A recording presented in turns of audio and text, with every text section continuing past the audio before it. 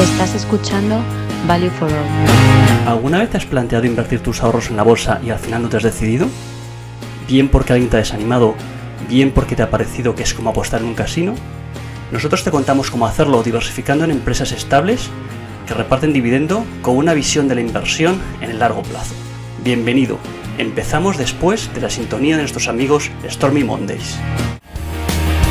Hay tantos sueños por perseguir, tantos discos y libros prestados. Hola a todos y bienvenidos a este nuevo podcast del proyecto Value for All. Hoy vamos a hablar del problema de la burbuja de la bolsa y la financiarización. Para eso estamos con Francisco Tajada, bienvenido. Hola, buenas, encantado de estar aquí. Bueno, encantados nosotros de tenerte con nosotros, Francisco. Hoy vamos a traer una cosa que se ha estado debatiendo en algunos foros, en el foro de invertirenbolsa.info y también lo ha comentado algún compañero en Rankia, y es si se está montando una burbuja en la bolsa, ¿no? Yo lo primero que quiero mencionar es cómo hemos visto que durante el último año 2020, del broker de Giro, que es un broker online que permite operar de una manera barata en la bolsa, ha tenido que limitar el número de gente a la que da servicio, ¿no? Es una cosa chocante que una plataforma, una cosa que en principio no da un servicio físico y que en teoría debería ser un negocio claramente escalable, tenga problemas de escala, ¿no? Es una cosa que choca por la demanda que tiene por la gente que quiere invertir, ¿no? También ha habido momentos sorprendentes, ¿no? Con el precio del oro alcanzando máximos en agosto de 2020, con una bajada brusca el 9 de noviembre de 2020 cuando se anuncia la primera vacuna contra el coronavirus, la vacuna de Pfizer, y perspectivas de que el oro pues pueda seguir a pesar de eso subiendo, ¿no? Esto al final lo que nos hace un poco pensar es que hay mucha gente, muchos ahorradores que tienen dinero y que están acudiendo a los mercados financieros y al oro, o está buscando en definitiva inversiones, depósitos de valor para ese dinero. Y que esto, en última instancia, pues a lo que puede llevar es a sobrevaloraciones de los precios del oro, sobrevaloraciones del precio de la bolsa. Bueno, también los Bitcoin están también en máximos históricos. Entonces, algo puede, digamos, nos puede hacer pensar que se está que se puede estar formando una burbuja en la bolsa, lo cual, pues para los inversores, dentro de que no siempre cuando uno está invertido pues tiene que saber que le van a pasar momentos de bajada de las cotizaciones, y eso es así, ya lo hablamos con el tema de los cisnes negros. Pues hombre, no está de más intentar pues hacer un poco de análisis para ver si eso realmente está pasando o no está pasando, ¿no? Entonces, aquí lo que queremos hablar es de dos conceptos que pueden estar influyendo en la formación de una burbuja en la bolsa, como son la financiarización y los bajos tipos de interés. Entonces, lanzo esta pregunta, Francisco. ¿Se está formando una burbuja en la bolsa? Bueno, pues es una pregunta difícil, ¿no? Depende, como has dicho, de más de un factor. Entonces, para empezar, yo creo que habría que explicar qué es eso de la financiarización, ¿no? La financiarización se puede definir en general como el conjunto de procesos a través de los cuales las finanzas y los mercados financieros han ganado y ganan importancia e influencia en todos los ámbitos de la economía, la política y la vida en general. A la financiarización se le puede dar tres enfoques distintos.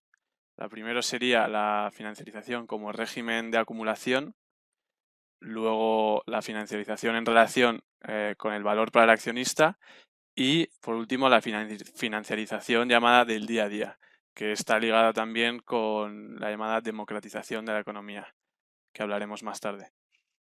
Muy bien, pues vamos a empezar con el primero de esos tipos. Háblanos del régimen de acumulación.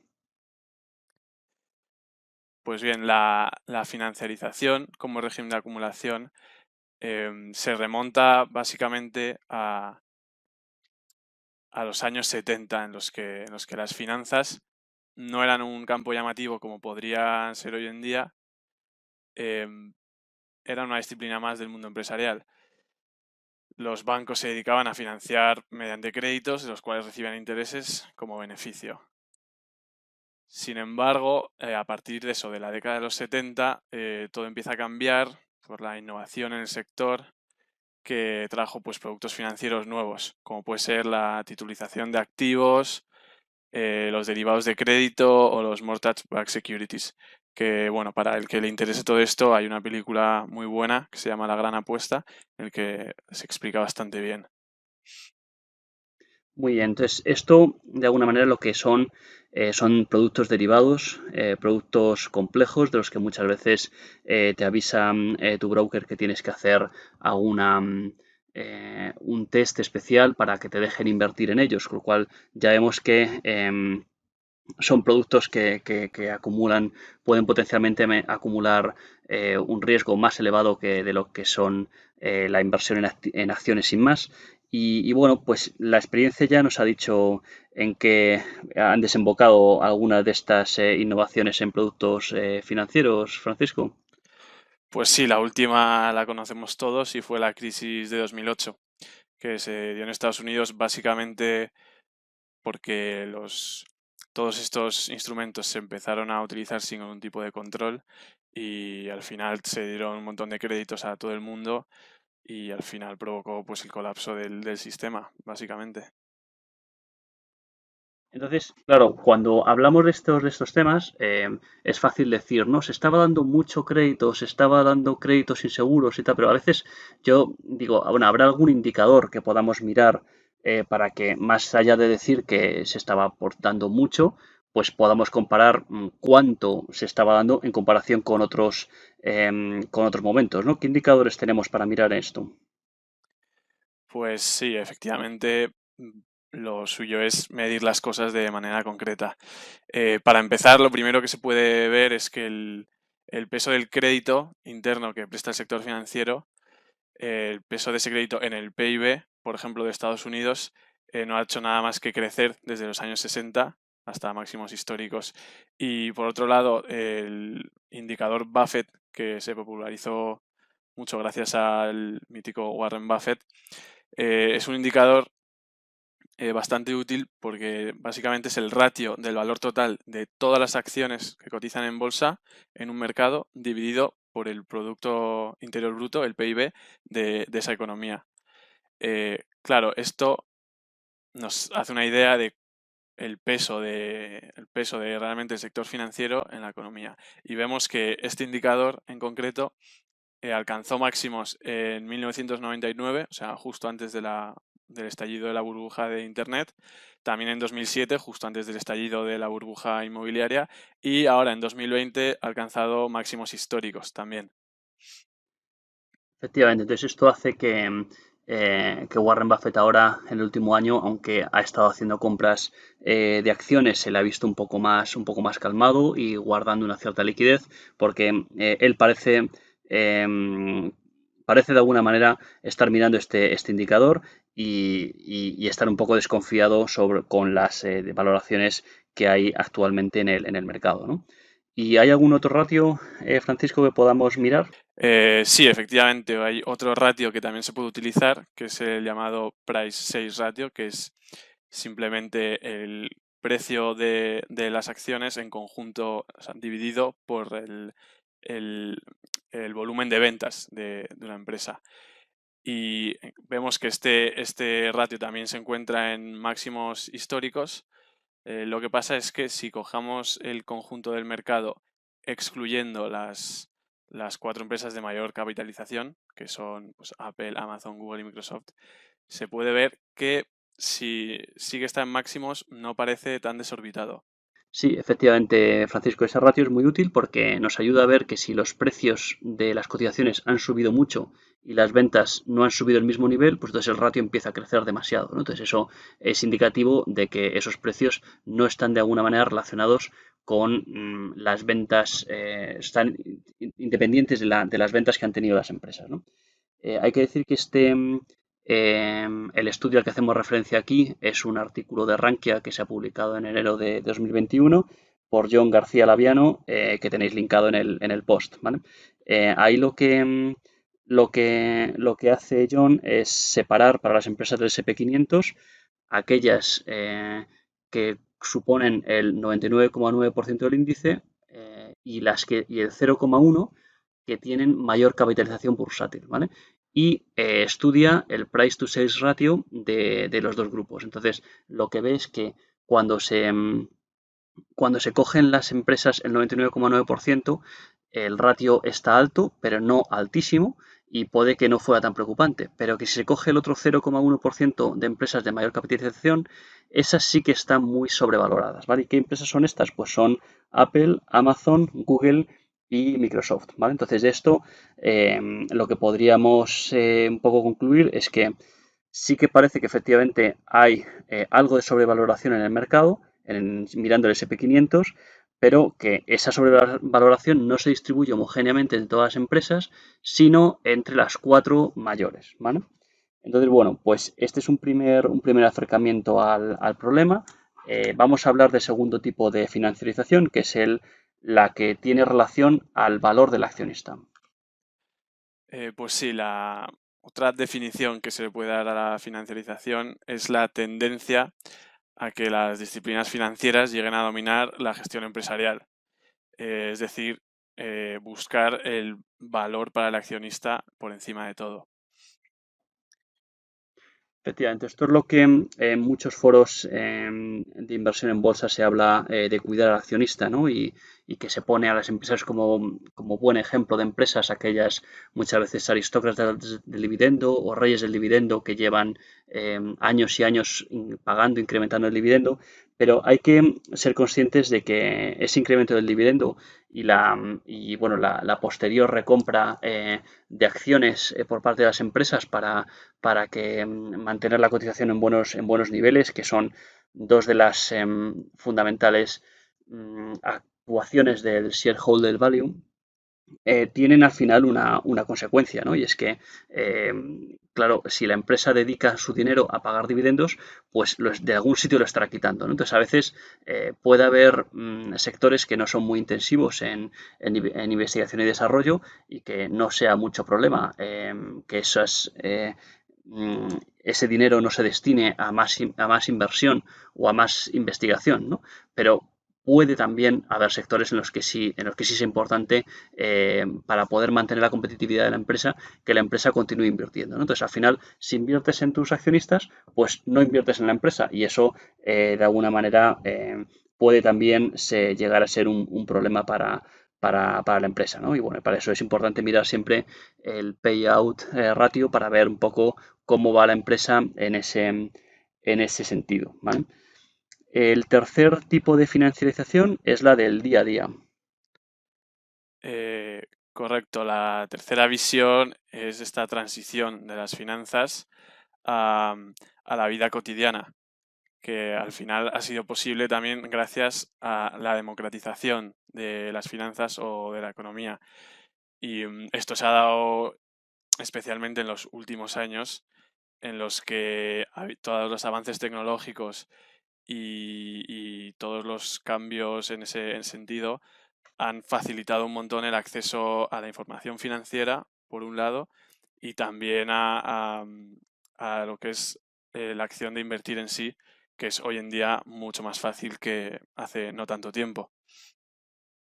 Efectivamente, entonces aquí cabe destacar que el auge de la digitalización y la desregulación también de los mercados y los avances tecnológicos, el fintech, bueno, pues todo esto de alguna manera está interrelacionado y permite acercar a la gente el mundo de la bolsa, ¿no? Y esto es un poco lo que nos trae también a colación el auge que comentaba al principio del podcast, que ha sentido de giro en la demanda por parte de sus servicios, ¿no? Entonces, bueno, aquí cuando hablamos con algunos inversores que llevan muchos años invirtiendo, nos hace gracia, ¿no?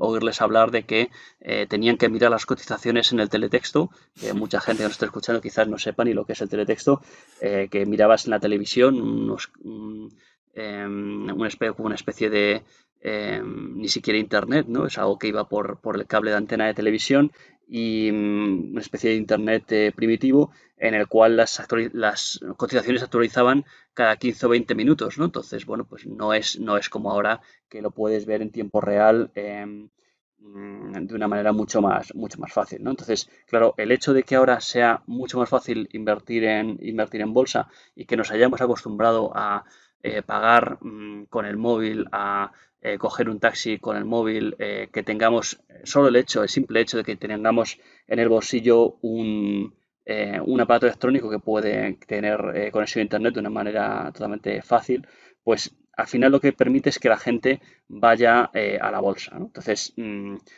claro, ¿qué es lo que pasa? Pues que al final mucha de la gente que son, digamos, nuevos de entrar en la bolsa, en lo que acaban invirtiendo son en las empresas que están, digamos, en su círculo de competencia, ¿no? Las empresas que conocen, como pueden ser, pues precisamente esas cuatro que hablábamos del S&P 500, ¿no? Tú enciendes un ordenador y lo primero que te sale es, bueno, pues si es de Apple, pues te sale que es de Apple, y si no es de Apple, pues casi con total seguridad tendrá un sistema operativo de Windows, ¿no? Entonces, de Microsoft, ¿no? Y para cualquier cosa que quieras comprar, acudes a Amazon o lo buscas en Google. Entonces, al final, son cuatro empresas que están muy presentes en nuestra vida y que de luego van a seguir estando. Es muy lógico que la gente invierta en ellas, pero esto al final pues lo que hace es que claro, la cotización sube mucho más de lo que suben sus ventas, ¿no? Que es lo que veía el colaborador de Rankia en su artículo.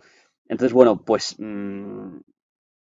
cabe también decir si no tendrá alguna importancia también los tipos de interés inusitadamente bajos en esta salida de la gente a la bolsa, ¿no? Además de la democratización y la facilidad de conectarse, pues ya te digo, ¿no? Que esto de los tipos de interés puede ser también una cuestión muy importante. Lo hemos comentado en algún otro podcast, en los podcasts en los que hablamos de la teoría de la escuela austríaca, la teoría económica de la escuela austríaca, en la que hablamos de cómo los bancos centrales y la Reserva estadounidense han hecho esta apuesta decidida por los tipos de interés bajo y eso al final lo que provoca es que la gente no encuentre buenas alternativas, ¿no? Para ir para depositar sus ahorros, más allá de intentar invertirlos en algo que puede ser, pues claro, pues la bolsa, el oro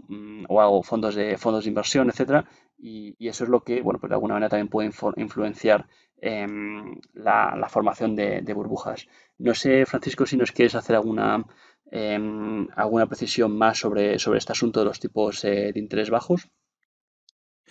Pues sí, al final, además de todo lo que hemos mencionado de financiarización, los tipos de interés son un factor fundamental, porque al final, hoy en día, rigen un poco la tendencia de la economía.